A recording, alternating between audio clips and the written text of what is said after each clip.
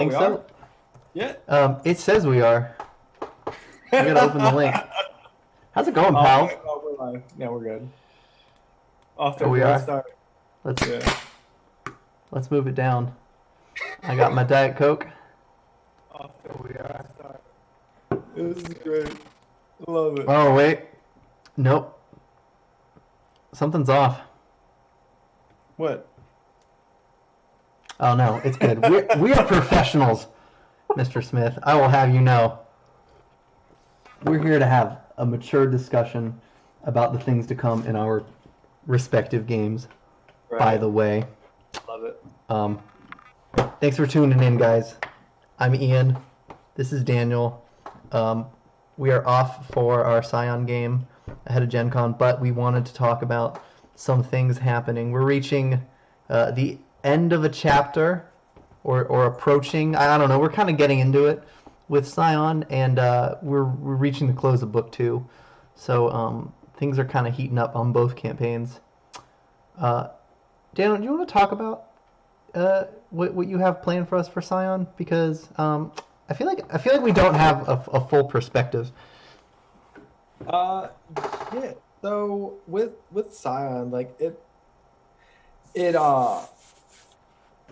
it's coming to a head. Like I like to view it as as a season of a TV show. Where everything builds up. You have your interpersonal character arcs, you have your personal character arcs and everything like that. um but it's definitely building up to that head where everything's going to tie together. And yeah, I'm super sad that we weren't able to have the game tonight, but you know I think it's Liam's gonna be gonna a good one die. next time. Yeah. Yeah, well, I think Liam's gonna die. I don't know why, but I get the feeling that because I care about that character, he's done. Like next session, he's gonna be as soon as I get attached to a character and I start to really build. It was slaughtered. That happened in Colt. I finally made it. I had like a breakthrough as a character, and then like I realized my character. I had no idea what I wanted to do with him. As soon as I figured out his arc, we even talked about it. We had this like little conversation before the session started. He just died. He just failed like his rolls and died that session. I was like, well, you can't. And then it happened in Lexicoltum. I'm just glad I'm not a player in Pathfinder because I'm sure it would have already happened like 3 times by now. Oh man, with Pathfinder, like I'm so worried that Salix is gonna bite it, and I like you said, when you get attached to a character, it's worse. Yeah, So I always try to approach every character with like this kind of detached point of view, but then you to really get into them, you have to like you know get over that fear. Um, so no, I'm always worried that Salix is gonna die, well, and I that's mean, like in the context of where he left off last session, preparing for some great battle, um, I'm not gonna say it's impossible, and I'm not even gonna say it's unlikely. It's going to take a lot of grit for that not to happen. I think you can pull it off, but I actually wanted to ask during this little meeting, what are you going to do? What is Salix going to do to prepare? Because um, I feel like it's more or less a lot of the war strategy is going to be on him. And I'm ready to oh take notes and undermine your decisions. So oh man, WWSD. What would Salix do? that is a horrible thing to ask yourself, because Salix would usually, his point is to murder everybody in the room. No, that's No, war. That's fine. That's good. no witnesses, right? Yeah. Well, you can't kill your Um, own. I mean, you gotta kill half of the people on the battlefield, oh, roughly. Yeah, three Um, quarters because you guys are outnumbered. But so I guess Salix, he's been through plenty of battles before. So because right. he's an ancient elf. So that's how I put into his backstory that him and Kellen like kind of met. Like they were in the same platoon and everything. They've been through battles, they've seen it all together, and then they've kind of like grown throughout the years. Um, Right. so this like being on the cusp of another massive battle like this kind of like brings him back to where he was like not so long ago before Breach Hill. And he very much is mentally preparing as well as strategically preparing, with like the land, knowing that they're outnumbered, probably like seeing how like is it possible to dam the river up, lure the Cinder Claws into an open area, then flood the dam, like break the dam, flood the area, Right. killing off Cinder Claws, picking like having a few squads of archers pick off the remainders, like things like that. Just because they're outnumbered doesn't mean they're gonna lose, and we have elephants. Yeah, that's true. I mean, it but you also haven't really seen what they have, so. I know, right? Oh, you guys are. Ooh, But so also, like the scary part is like, I know like the case in point of like usually any group of tabletop is never to split the party, and his that idea is we're gonna have to split the party. Like, we I will don't have think to. Yeah. like he wouldn't want to put Rune on the front lines with him and Reika charging into battle because he doesn't want Rune to die. Like he also doesn't Yeah. want Mako or I, Adonis to die. but So he was like, I sort of regret. I feel bad "No, for don't do Salix it."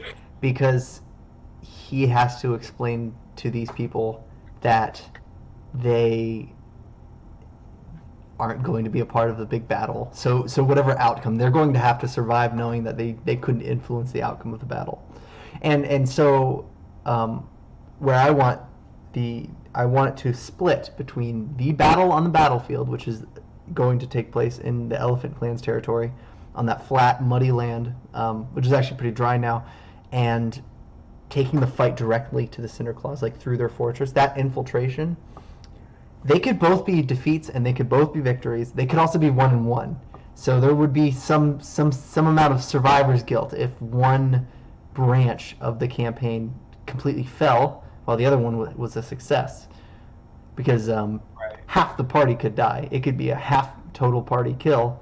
Um, Salix would just have to live with that, just knowing that he made that decision. Like, Oh, how do you feel about that? uh, so I know we largely leave Salix's backstory as open. We try not to, especially, and that's something I really love with Pathfinder. Like we just kind of we leave my character's backstory open, so at any point in time we can slide in a point of interest to draw Yeah. attention to something. Um, but I do like to think that he's made hard decisions like that before, and they have not always panned out. And it's like I like to think that it's kind of why he's so jaded and cynical and used to doing things in a violent manner instead of talking, because talking doesn't always work, and more often than not people respond the way he wants, better with violence. Yeah. Um, and so what happens when you take the fight to the battlefield and you find out that these people are better at violence than you? You're gonna have to get a little smart. And also, Yeah, yeah, would no, you that's call a retreat? Would you mm, cut your losses? And there's another thing to consider. And a lot of time in battles, it was between two factions that more or less could come to an agreement. So two kingdoms at war, and you're hired to fight in one. Worst case, you surrender, right? I mean, it kind of costs you everything, but probably not your lives. You can't surrender the Cinder Claws, can you? You couldn't right, imagine having to surrender, because you would be actually just surrendering all of the Akuje. Like, you would just be sacrificing a ton of people. right. Barely anybody would actually make it out. So you can choose to retreat, but it So more or well, less a defeat on that battlefield would be um, terrible. So the way that I'm looking at it from Salix's point of view, because it's scarily easy for me to get in a headspace like that. So like the whole speech that'll be given, most likely by either Rune or Monica or Reika or something before the battle is, Salix will like tell them, look, let them know people are gonna die. Like Yeah, not everybody's gonna come out of this no. alive, and it's gonna be a large amount of people. Yep. But There is not an outcome where people don't die for sure. Yep. right, but to make the best of a worst, like a horrible situation, is he'll try to utilize their hunter skills as much as he can, and with bows and arrows, and keep them as ranged, keeping melee fighters to a minimum, and using them where he can, like as a vanguard, breaking lines, getting corralling the main force of the Cineclaw army around, doing what he can while trying to get these people in position for like big strikes from like spellcasters like that or someone. Um, Right. Now, he sees everybody as like a piece of a machine that has its part to play. And when one piece fails, another one can take up the slack to keep it running, but there's no guarantee that the whole thing won't fall apart. And then you just kind of, when the battle is lost, is when everybody devolves into fighting one on one. right. Yeah, and you'll likely struggle with that probably because the kobolds are not they're not familiar with wartime. So I imagine actually some of this downtime involves training them and training these elephants that are not they're not bred for war. I mean, it's going to take some convincing to get them to be of any use to you. Are you going to ride an elephant? That's the real question. I want It's an to so option. bad. It's there. It's high See, risk, high reward. so my thoughts on it, like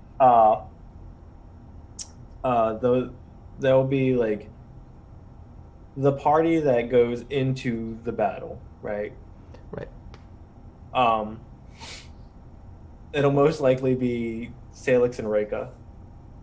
And I just have this vision of them just like kind of standing atop this elephant, riding into battle, explosions, Yeah, fires, lightning strikes as it's raining.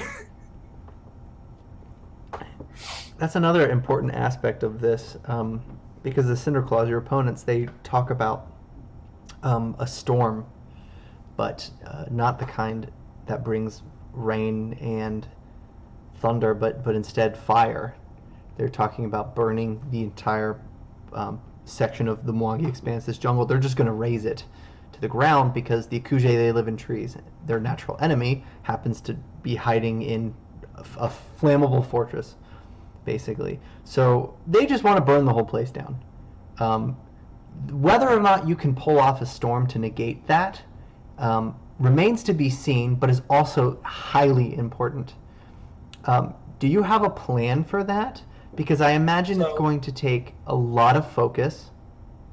right. So the again, coming back to like tactical viewpoints of Right. this situation, like if you look at the map that you pop on for the thing, their main stronghold is on the other side of the river. So if like coming back to the river, it's the like I feel like the river will be a key point for like fallback plans and things like that. So if you do dam up the river and it does rain and we do Right. somehow get success and get like rain for like 2 days, that river is going to be full to bursting on its own. So whatever wartime dam they construct probably will be already on its way out. Right. And if fires do start and they do happen to catch on, you can let the dam go early and it'll kill those fires right there at the riverbed. They won't spread to the other side. Right. It It's an also interesting might location. it also might lure sorry, I can't speak. And it might also lure the uh, the Cinder Claws into like a false sense of security, into thinking that they can, um, what's the word? Like they have the upper hand because even though it rained, the river is still super dried up. So they can go forward with their plans of burning the forest. So they go ahead and try. The river comes out, and Oh, yep. I hear you. Another obstacle there is the river is flowing in the other direction. In order to dam it up upstream, you would have to be deep into Cinderclaw territory, which might be a mission of its own. So this war, I mean, we have a couple weeks. We have a couple sessions, at least two, before this begins. So I do plan on a couple of missions to prepare ahead of this thing. right. Another concern is that you guys don't know who your enemy really is. You've met the grunts. You haven't really seen what they have to offer. And you've I'm been fortunate excited. because they would destroy you. Um, I'm excited either way. yeah, me Uh, too. to touch on Mr. Smith's question in the chat, uh, what's going on in Scion? Who's trying to destroy the world? I feel like if I let that slip too soon, that it'll ruin the campaign. It's kind of like you're building up to the final episode where everything's revealed, everything gets tied together, and you kind of finally see the bigger picture. And I feel like if I let that loose, um, which don't be wrong, I really want to. Like I want to tell everybody, I am the worst at holding secrets. Like if I buy a gift for somebody, I'm like holding it all. It's like, "Ooh, I got you something. Do you want it now? Because I'll give it to you now." Um, I do want to tell everybody, and I do have problems holding back, especially when the game is going on, uh, without like rushing it to the point of conclusion because that is a No, character flaw. it was actually Mrs. Scarlet in the library with the candlestick. Oh. Yep. But you only so the problem is you only get one guess, and if you're wrong, you lose the game. You lose the whole campaign. So Oh that's yeah, why you right. can't. I mean, you could get lucky and win the whole game on the first session, but I don't know. I'm not rolling the dice on that.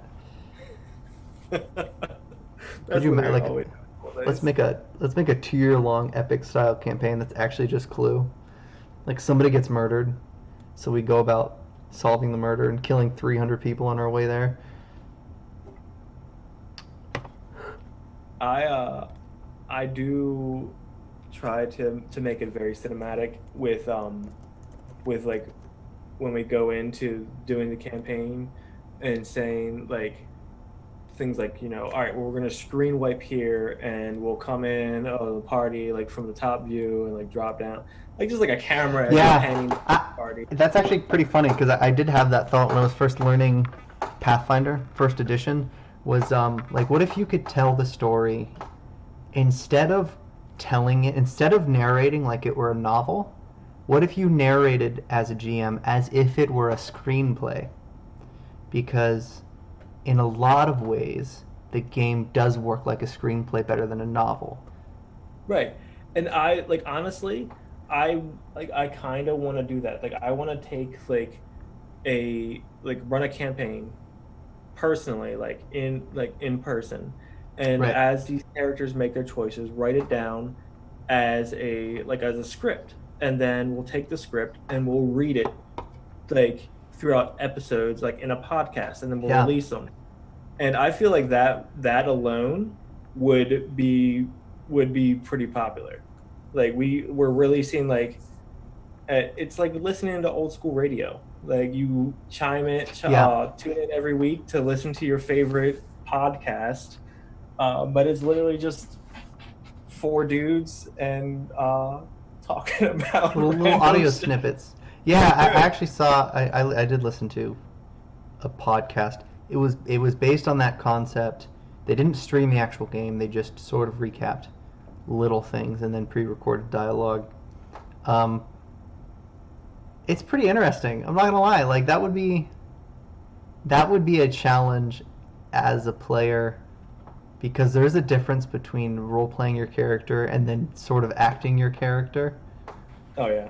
Like when you're role playing, you're just like you're kind of winging it, and you're more or less at like 70%. But then when you're recording as a character, suddenly you represent the character, and that Oh I think that just totally that changes everything.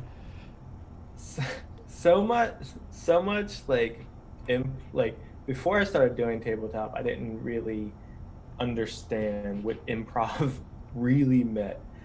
And now I have a whole new respect for it because to not only get in the headspace of a character, but to take that character and um, have them perform tasks while staying in the mindset and not slipping back into your own body, like oh well, as the person controlling this character, it would be stupid to charge headlong, but no, this guy is a 200-year-old elf that has been through countless battles, and so he's going to run back into the burning building to save people because that's what he does. Yeah. Yep.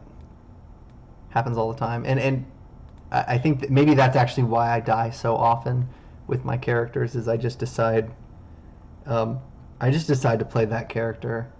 That um, he there are hills that they are willing to die on, and then they just go and die on those fucking hills. And it's like, well, I really should be mad at myself because I built a character that would die under stupid circumstances, and then he just dies under stupid circumstances. So I have a question for you real quick. Yeah. What is your favorite scene that has that you've participated in, either as a GM or Oh man. as a player? What is your favorite scene that you've had?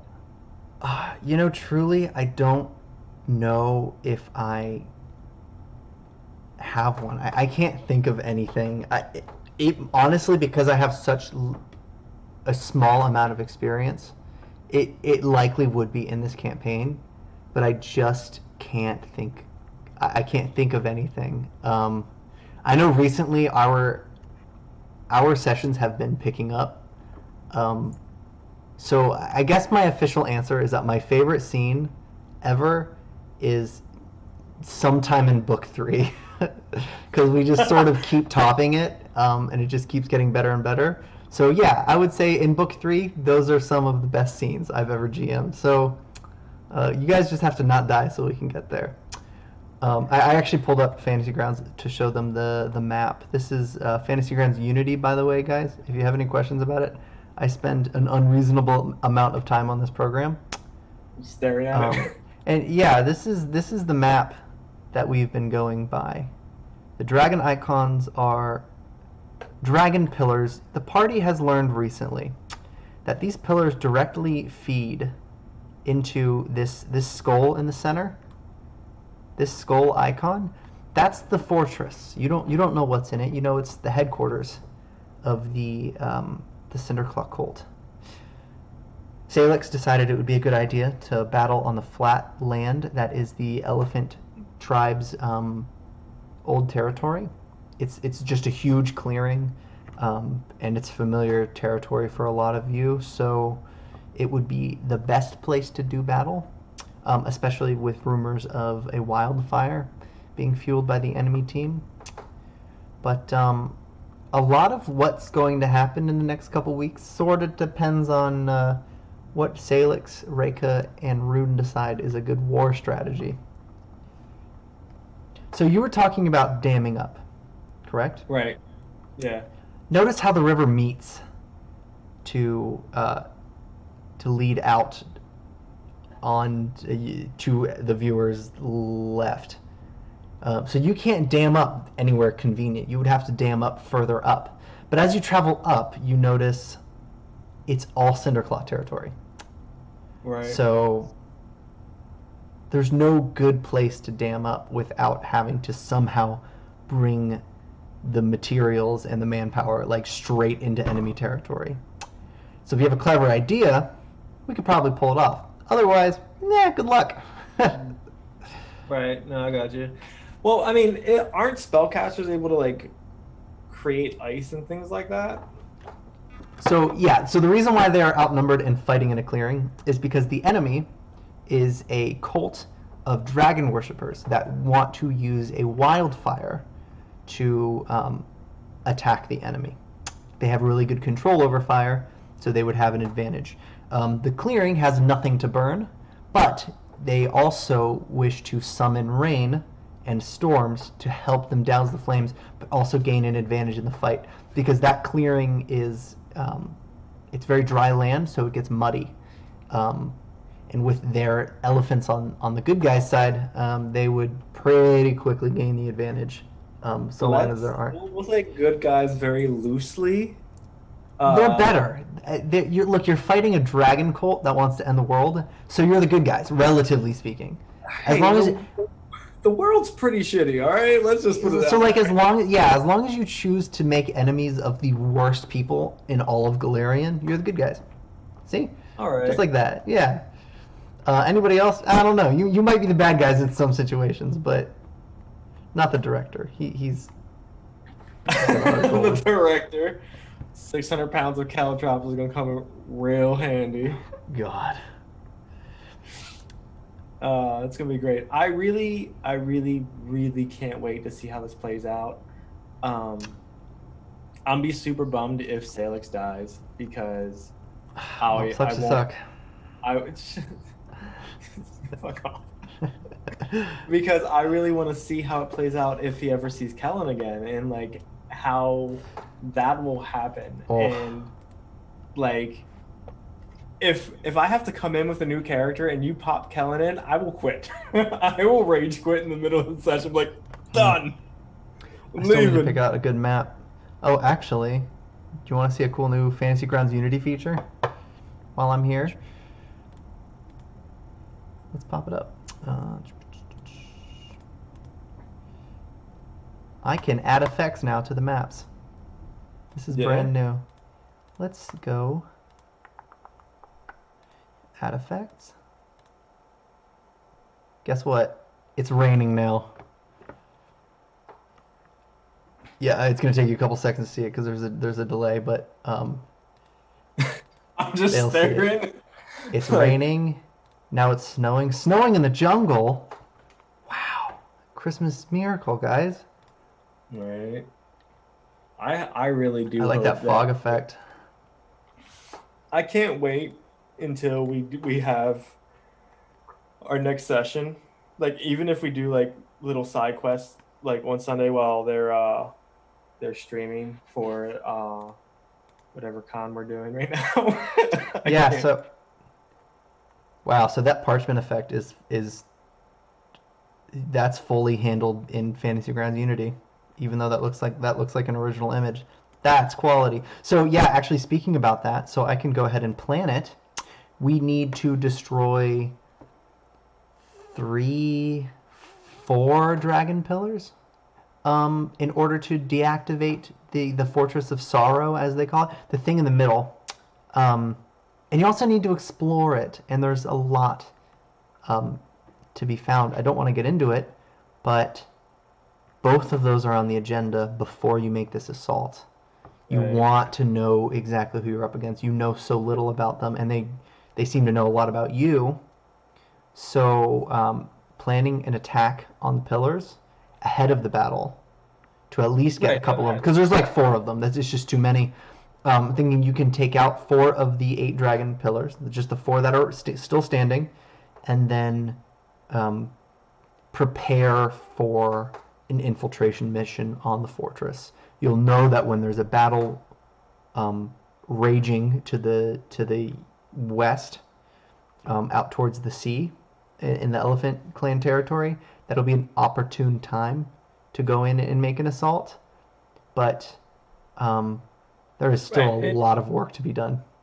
Yeah, like and that's the thing. Like if with the smaller numbers, if you're able to dictate like when and where you fight, that's really um that's really what matters. Like um with being the smaller group of fighters, I like this. I would like to think that they're more trained because like the Cinder Claws they fought at the Citadel were like pretty dumb unless they're all going to Well, walk out as their commanders. I think what you would notice is that, for one, they they were good at what they did, but they definitely didn't learn how to fight in territory like that. So they made makeshift forts up in the ceiling, up by the rafters, because they're used to camping out like that.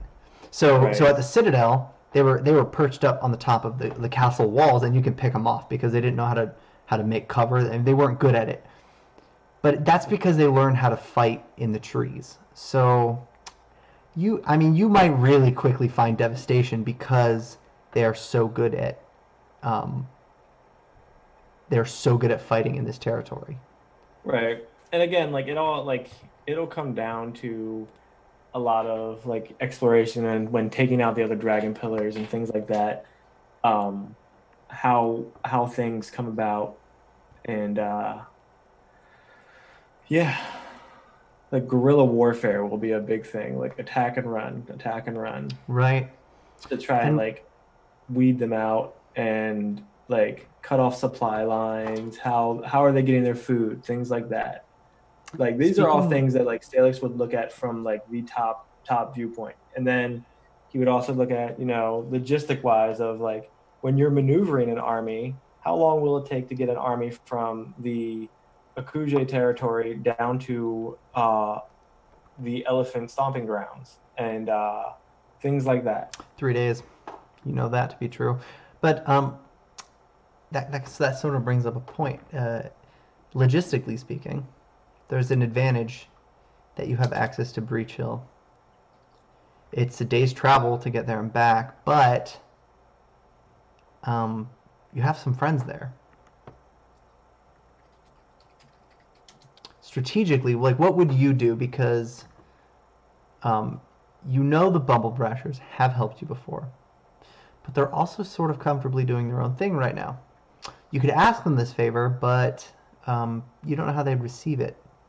That's not Nope, that's not Salix's thing at all. Those aren't Really? his people. Those like they have stayed in the Citadel. Like it'd be different if he was like Hmm. leading like an elite squad of guards through the thing from Breach Hill. Like he could go and get his brother and the guards and be like, "You're coming with me, no questions asked. Put your fucking Right. war face." So, but yeah, but then the other problem is, are you destroying your city when they all die? Like on it, Right. like I you mean, have to no, like planning for the. that's also a thing. Like, he wouldn't do that because he's not going to take their only defense away. Oh, but wouldn't When your brother like to fight alongside you again? he probably would. But again, if like, do you want to see some rage? And like, I'll switch over to barbarian, and when you see Will die, or when Salix sees Will die on the battlefield, he'll go rage and just murder everything. Yeah, but that's sort of the point, right? It'll be like that scene in Talladega Nights, like the only way to stop him is to windmill him back. Jeez, jeez, jeez. But Oh, yeah, no, I'm I can't wait, and I'm super bummed that we can't play this weekend. Uh, but I understand we have other things going on. But I'm we'll also more like than make up for it. like when we're on like the cusp of like a big battle or like a climax of to the story, like that just gets my like creative brain power flowing, and I'm like, I want to just attack it. I want to get at it. Yeah, I actually have a question um, about last session. So Right. what does Salix think of Vaz? Oh, Because she's been in town maybe as long as you. I mean, a while. It's been a decent amount of time. She used to be a business owner. She's pretty wealthy, actually. Um, you guys have a lot in common. not your Right. age, but your heritage for sure, as aggressively pale elves. Um, but it seems like you guys are butting heads just a little bit. Just a little bit. I'm Yeah, breaking jaws. It's some of the okay. some of the this yeah some of the snarky remarks she makes while you're actively torturing her just kind of makes it feel like there's a little bit of tension between you, and I just wanted to clear it up. Um. So with Vaz, I guess I don't know. I guess there like at first there was like that kind of familiar bond, like, oh, we're both elves. And he's like, she was, we all have been led to our path, like, by the universe's own devices. So Right. she's led here, like, from some unfortunate set of circumstances, same as I am. But the the fact that she so easily told Reiko information after Salix left let him know more of the fact of, so even after torture, she just doesn't like me and that's why she's not talking. So I can do whatever I want and then just send Reika in to play good cop and then the water just flows. Good to know. But now she's in Yeah. someone else's hands, so it doesn't matter. How do you feel about that? Actually, As now a that we're player, discussing it, um, as a player talking to the GM, I hate it. yeah, because and I'm struggling because I can't give anything away. I have like you guys. It's like Christmas Eve where you guys have one present, and then like I have like 90 of them, like sort of like tucked away in a Hidden closet away. somewhere.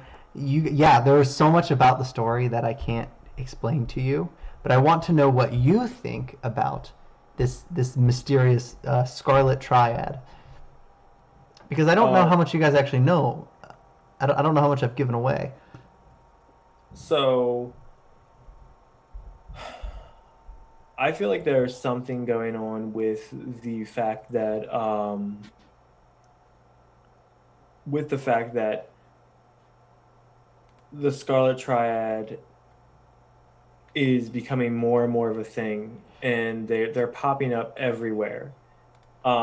This is like the second time that the Unforgotten have done battle with them in a sense, like because they if Vaz was in part of the Citadel, that's them the Scarlet Triad being involved the first time, and now the Scarlet Triad are again involved in the Forest.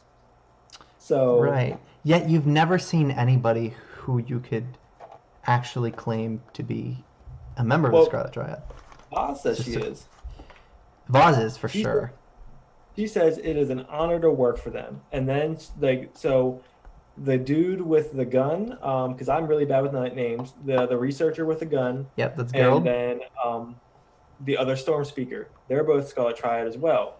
And so so like a little Salix saw the other storm speaker and the way he was talking to Reika as he's hacking this snake up. And he was not fond of it. He's like, "Yo, yeah, you're laughing it up. Yeah, you having yourself a yuck, huh? I'm gonna find your ass." As he's walking away, he's like, "I'm gonna find you." Yeah, and I sort of hope you do. See, yeah, because the cult of the Cinderclaw cult, or the cult of cinders, as it's sometimes referred, they're much more overt. Their objective is crystal clear. They just want Right. to destroy everything, but mostly you guys first. Um, the Triad, you're going to if you're confused now, you're going to be confused for a while. That's all I can say. I think there will be a time where you wish you kept Enzo cool as your like resident detective, because there's going to be a lot of investigating to do and a lot of picking up the pieces. I Especially, mean, I'm always down. Like I love it. I love the mystery of it. I love how it unfolds. I love how the story tells itself. Um, Speaking of stories telling itself, what do you think of so because you've played in two games of Scion so far, what do you think of the campaign? Like, where do you think it Scion. it's going? Like, what do you think of it? So I think I'm limited by what I know about mythology, which is just really not a lot. Um, what my expectations are for the game will change as I learn more about it. But for now, I guess I'm role playing my character who um, he shares the same quality as me, which is just having no idea about any of this. He doesn't understand the world that he's been dropped into. So as I'm scratching my head, the character I'm playing is also scratching his head while just looking at like the chaos unfold. And I sort of just kind of lean on the more inquisitive members of the party. And I stick to my guns, which are my fists and also my gun. Yeah, I don't know. I'm the troubleshooter. You point out the trouble and I'll shoot her. That's my thing. That's great. I love Yeah, it. Um, but I don't. so Yeah, it's such a good game though. what did you think of interacting with uh your newly proclaimed father, like, and like just the info dump he let out on your mind, like, hey, not only do you have a sister, I'm your real dad, and your sister's in there about to die. So Yeah, it's categorically false. It's 100% incorrect. He's making it up. He's insane. I I think this insane old that's man that just healed my leg. yeah. I mean, even if he wasn't an old, he could be very approachable, and I would still be like, nope, I don't believe that at all because it's far more convenient for me to think that it's not true.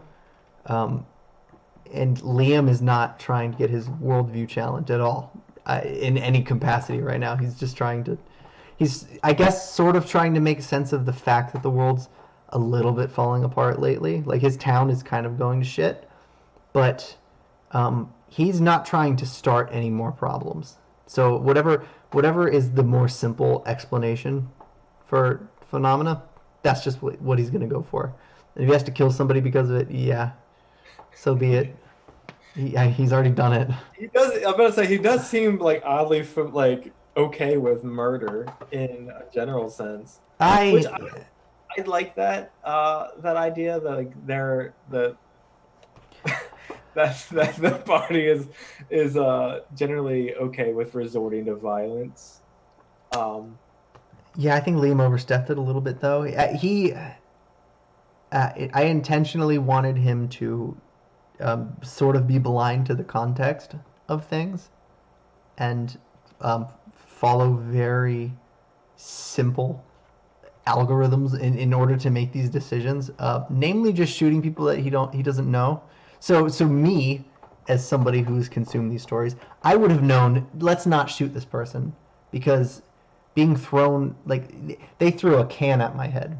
They didn't. There are no fangs. I'm not being bitten to death. And I know if I messed up, you wouldn't kill me outright. But that's all metagaming. I'm in a sewer and I'm being attacked. So I shot in the direction that the thing was thrown from, and I like sort of murdered somebody. But Liam doesn't know that. Liam thought, yeah, it sort of all just made sense, um, and that's why my characters all die I I I do. fully. So my favorite part of that game of all that not last game, it was game one, it was game before, was that you not only blew someone's face off Whoops. with a Desert Eagle, Did I do you that? then refused to kill the group of cannibals that were sneaking up on the rest of the party. Like, oh man, Oh! I overstepped. Maybe I should stick back. Well, you got to compensate. Yeah, I don't know. Maybe my alignment was getting a little off. It's Yeah, called but I guess balance. another thing is that I saw them. If Liam didn't see the enemy, it'd be firing away. Um, Liam saw them though, so he had the upper hand in the situation because he wasn't seen, so he was Okay. hesitant. Now that was entirely to his party's detriment because they could have just like gobbled him up or something, and he would just be um, just shocked. But Right. I don't I'm know. And then in Liam, I also did some really foolish shit, like dropping my weapon in order to go just go trade blows with some of the scarier monsters in there. I Oh feel yeah, like no, that was amazing. I feel like at one point I almost oh crap. Technical issues right now. Oh, And whoops.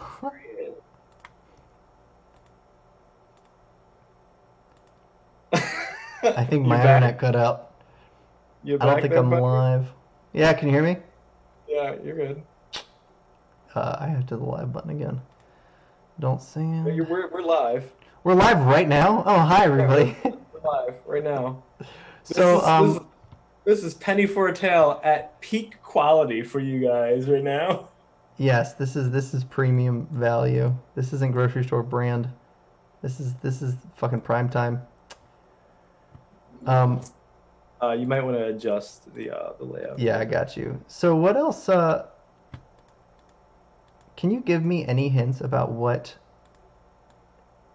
you have in store for us? Like, without giving the story away, is there Right, anything that we should know? Because I feel like in terms of exposition, we just don't have a lot. right. So, So things you should know is one, you're gonna want Ashton to come back forever because I'm gonna you need guys it, are gonna need him. apparently. Uh, but everything that you guys do has an effect. If it's not immediate and not in your face, Hmm. it still has an effect. Like every little thing, you know, blowing someone's brains out in the sewer that was So literally trying sorry. to kill yourself. That might not have an effect now, but it might later. Just things like that. Like I'm just trying to put it in uh in perspective. Like Mr. Smith when he brought Ashton back, we gave him a little bit of a backstory on what he was doing while he was gone and where he was at. So Mm-hmm. that's gonna have an effect. It like I'm really hoping he comes back for like at least for like the semi finale and the season finale, Right. um, because it everything's coming together. But Yeah, I have words. I have words for him. I think of think your retorts now. Liam. Your Yeah, we have guitars. that. I think we have a bit of a bond, but I'm ready to duel him to death. Like a little bit. I'm You're ready to gonna trade duel him. blows. You're I gonna duel a think. man that can blow a hole in your chest Listen, with a gun that I fires out of still think it's a nowhere. fair fight. Listen, yeah, I think I can do it. All I, right, I'm maybe down for I it. don't know. I'm lucky, I guess. That's my nickname now. I think Liam versus Ashton. It has to happen at some point. I will make it happen. Uh, Mr. Charles. I'm being taunted in the chat by someone who's close to the situation. Uh, Oh, that's funny. but you guys are getting your birthrights now. When like what are you planning? Like, do you have an idea on the birthright you want to take? Like, I know you said before, like you had an idea, but has it changed as you played through three games, or um, are you still going to stick with your original plan? That's a good question. Right now, Liam is um, more or less denying everything. So other than his charm and his um, oh my god, think we're back. I don't know why No, I'm we're getting these back. Like, outages. Yep. you Just you blame it on keep the storm, dropping, guys. but I just keep adding in tidbits of the professionalism while you're gone. That's okay. You just have to shock me back to life. Yeah. So I think it's hard to decide because I think Liam wants to credit his success and his abilities entirely on himself, Right. and a birthright goes against it completely. He's just sort of in denial about what powers might be um, aiding him right now. So more or less, I'm trying to see if I can survive without ever leaning on them, even if I were to choose. Um, and then finally giving in and utilizing the birthright or other powers or mechanics in the game would be sort of his a change in his character arc would be sort of to embrace this. I like it. I like it a lot. Um, because like I always worry about that's as a GM, I always worry about like focusing too much on the story plot and not being able to integrate uh player characters' personal arcs. Like I understand some people